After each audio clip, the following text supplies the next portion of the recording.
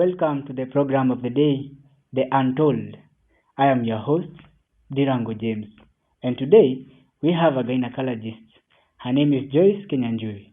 She'll be sharing with us about the cervical cancer, that is, the symptoms, the screening, and the chemotherapy. Learn more from us. Okay, cervical cancer is one of the cancers affecting women. Basically, it only affects women, cervix being a female organ. So we have the symptoms and the early signs of cervical cancer, which include symptoms like postmenopausal bleeding. There could be bleeding during intercourse. There could be painful intercourse. Also, there could be bleeding in between periods, abdominal pains, that is on the lower part of the abdomen.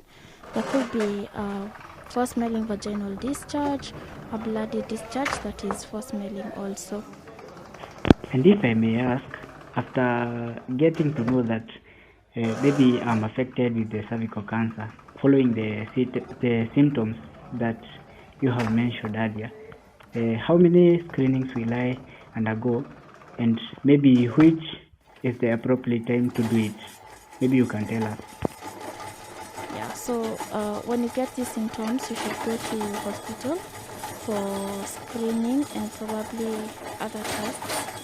For screening tests, we do pap smears, and in case you see there is a problem, that is when you go ahead and do imaging like an ultrasound or even CT scan of the abdomen or MRI to see whether there is anything on the cervix. When you get something on the cervix, you can go ahead and do a biopsy. The biopsy will help you confirm the diagnosis. After you confirm the diagnosis, that is when you start on the planning of treatment. Before you plan the treatment, you have to stage this patient to see which stage the patient is in, so that you can know what modalities of treatment to give. For treatment, there is options of surgery for early stages of cervical cancer, like stage 1 and 2.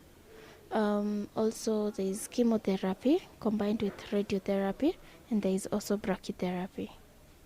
We encourage all women of childbearing ages and also like above 18 years to go for screening. That is, you can do via Vili or a pap smear routinely, like for every